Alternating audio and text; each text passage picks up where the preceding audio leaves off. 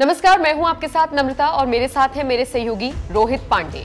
आज बात करेंगे योगी आदित्यनाथ के बुलडोजर की नीति की, बात करेंगे एनकाउंटर नीति की और फिर इस पर भी चर्चा करेंगे कि इसका असर 2024 के लोकसभा चुनावों पर किस तरह से होगा। देखिए, यूपी को नजरअंदाज नहीं किया जा सकता, 80 लोकसभा सीटें हैं यहां पर और निश्चित तौर पर एक बड़ा आंकड़ा यहां से बीजेपी को मिल सकता है, इसीलिए इस पर चर्चा करनी लाजमी हो जाती है। अब योगी आदित्यनाथ बीजेपी की मदद कैसे करेंगे, मोदी की मदद कैसे करेंगे, ये बड़ा सवाल है। लेकिन टॉपिक वही है कि बुलडोजर और एनकाउंटर की जो नीति है, जो पिछले काफी वक्त से हम यूपी में देख रहे हैं, ये किस तरह से हेल्पफुल होगी। रोहित, आप भी जानते हैं, जनता भी जानती है कि पिछले काफी वक्त से बैक टू बैक एनकाउंटर हो रहे हैं। माफियाओं के बीच ये संदेश देने की कोशिश की जा रही है कि जो भी अपराध करेगा उसके साथ ऐसा ही होगा, या तो उसकी अवैध प्रॉपर्टी पर बुलडोजर चल जाएगा या फिर सीधे ठोक दिया जाएगा। क्योंकि योगी अपने बयान में साफ कह चुके हैं, इस चौराहे पर क्राइम करेंगे, अगले चौराहे पर ठोक दिया जाएगा। मुझे लगता है माफियाओं में इस बयान को सुनने के बाद डर है, तो वहीं प्रदेश की जनता बहुत खुश है। और बिल्कुल नम्रता, 2024 में इसका असर एक बार फिर से देखने को मिलेगा। 14 में जब पहली बार प्रधानमंत्री नरेंद्र मोदी के चेहरे पर लोकसभा का चुनाव लड़ा गया तो उन्होंने सीधे तौर पर बनारस को चुना लोकसभा चुनाव लड़ने के लिए। हालांकि बड़ौदा से भी उस वक्त वो लड़े थे, लेकिन बनारस से जिस तरीके से उनको प्यार मिला, वो समझ गए कि अब उत्तर प्रदेश से ही होकर रास्ता निकल रहा है। तो अगर दिल्ली पर लगातार कब्जा करना है तो उत्तर प्रदेश को सबसे ज़्यादा साधना होगा।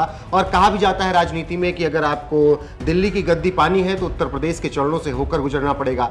2019 के जिस तरीके से आंकड़े आए, 303 सीट मिलती है बीजेपी को टोटल, और उत्तर प्रदेश से उसे लगभग 60 प्लस सीटें मिलती हैं। तो ये बड़ा आंकड़ा है। 80 सीटों में अगर आप 60 सीटें जीत लेते हैं नमता, तो फिर आप निश्चित तौर पर केंद्र में पहुंचने के बड़े हकदार होते हैं। और जिस तरीके से सीएम योगी आदित्यनाथ 2017 में आए और उनका काम जिस तरीके से रहा है, उसका फायदा केंद्र की बीजेपी सरकार को भी हुआ है। प्रधानमंत्री नरेंद्र मोदी के भी चुनावी सभाओं में उसका बहुत ज्यादा फायदा हुआ है और परिणाम के रूप में वो 2019 में दिखा भी है। तो अब पूरी तरीके से सबकी नजरें 2024 को लेकर, हालांकि कुछ राज्यों में भी चुनाव होने हैं, जहां पर 2023 में चुनाव, जिसमें मध्य प्रदेश है, कर्नाटक है, लेकिन 2024 का ही सेमीफाइनल माना जा रहा है। और ऐसे में सबसे ज्यादा इंपॉर्टेंट है उत्तर प्रदेश 2024 में 80 में से कितनी सीटें आएंगी, ये योगी आदित्यनाथ के काम पर तय होगा। जिस तरीके से वो काम कर रहे हैं, 63 सीटें तो उन्होंने पिछली बार जिता दी थी।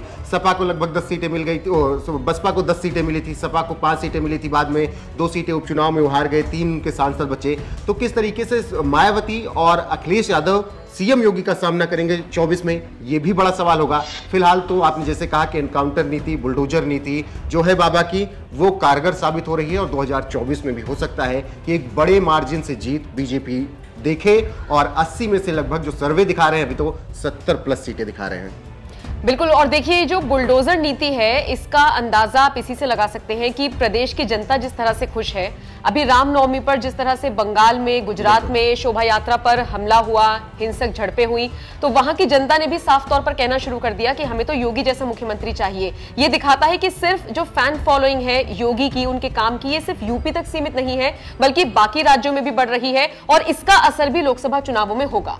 बिल्कुल नमता, और इसका आप सबसे बड़ा उदाहरण देखिए कि अभी जिन राज्यों में चुनाव हैं वहां पर योगी आदित्यनाथ स्टार प्रचारक में शामिल हैं। और कहीं पे भी चुनाव हो, वो राज्य के चुनाव हो, लोकसभा के चुनाव हो, तो ऑब्वियसली वो हर जगह चुनाव प्रचार करते ही दिखते हैं।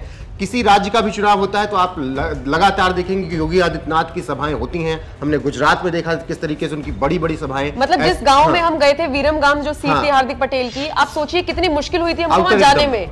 बिल्कुल आउटर एकदम, मतलब कोई वहां पर व्हीकल नहीं था, जाने का कोई साधन नहीं था, अपनी गाड़ी थी तो हम चले गए थे और वहां पर जाकर योगी आदित्यनाथ भयंकर रैली कर रहे थे। हमने जब हार्दिक से सवाल पूछा था कि आज योगी आदित्यनाथ यहाँ पर आए हैं तो आप इसको किस तरीके से परिणाम के रूप में देख रहे हैं, तो उन्होंने साफ कहा था कि वो आ गए हैं, अब जीत का मार्जिन जो मेरा होगा वो और ज्यादा होगा। तो ये विश्वास तमाम कैंडिडेट्स में भी है कि योगी आदित्यनाथ का आना उनकी जीत की गारंटी होता है। तो मुझे लगता है कि जब 80 लोकसभा सीटों की हम बात उत्तर प्रदेश की कर रहे हैं और इसके बाद और तमाम राज्य हैं, महाराष्ट्र की तरफ आप जाएंगे, बंगाल की तरफ जाएंगे, अच्छी खासी सीटें वहां पर भी हैं, जैसे तो आप वहां पर भी फोकस करेंगे। महाराष्ट्र में 48 सीटें, पश्चिम बंगाल में 43, बिहार में 40, तमिलनाडु में 39, मध्य प्रदेश में लगभग 29, मध्य प्रदेश में 29 सीटें। तो इन सब भी राज्यों में आप फोकस करेंगे, लेकिन सबसे ज्यादा बीजेपी की जो केंद्रीय चुनाव समिति है, जो अभी बैठक भी हुई राष्ट्रीय कार्यकारिणी की, उसमें यह तय हुआ है कि बीजेपी को सबसे ज्यादा फोकस करना है उत्तर प्रदेश पे। और मुझे लगता है कि योगी आदित्यनाथ अगर एक बार फिर से सफल होते हैं तो जो हमने बातें लगातार चुनावी कवरेज में अपने सुनी है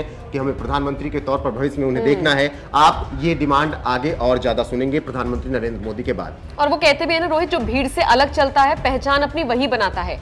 अब आप योगी आदित्यनाथ के काम करने का तरीका देखिए। यूपी में अगर हम बात करें, वही पुलिस थी, वही कानून व्यवस्था थी, लेकिन उस वक्त माफिया किस तरह से घुमा करते थे। अब सारी चीजें पलट चुकी हैं। तो जो कांग्रेस है या जो बाकी पार्टियां हैं ये नकल कर रही हैं और जनता पूरी तरीके से समझती है।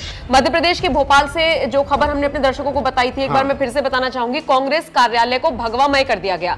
ये बताता है कि कांग्रेस किस तरह से हिंदुओं के बीच वापस से पैठ बनाने की कोशिश कर रही है। ये मैसेज देने की कोशिश कर रही है कि हम भी हिंदुओं के हैं, हम कोई उनका अपमान नहीं करते हैं। ठीक उसी तरह जैसे बीजेपी हमारे बारे में फैला रही है। वो अलग बात है कि बीजेपी की तरफ से इस पर रिएक्शन आया और इच्छाधारी नेता के तौर पर कांग्रेस को बता दिया गया। उत्तर प्रदेश में भी है, आप देखिए जिस तरीके से हिंदुत्व से अलग सपा चलना चाह रही है, वो रामचरितमानस का विवाद लगातार उठा रही है। और रामचरितमानस पर जिस तरीके से बयान स्वामी प्रसाद मौर्य के आ रहे हैं और तमाम नेताओं के आ रहे हैं, मुझे लग रहा है कि आप हिंदुत्व के पिच पर भले आप अलग हटकर खेल रहे हैं, लेकिन उत्तर प्रदेश में आप जब हिंदुत्व को छोड़कर आप चुनाव लड़ेंगे तो उसका खामियाजा आपको भुगतना पड़ेगा।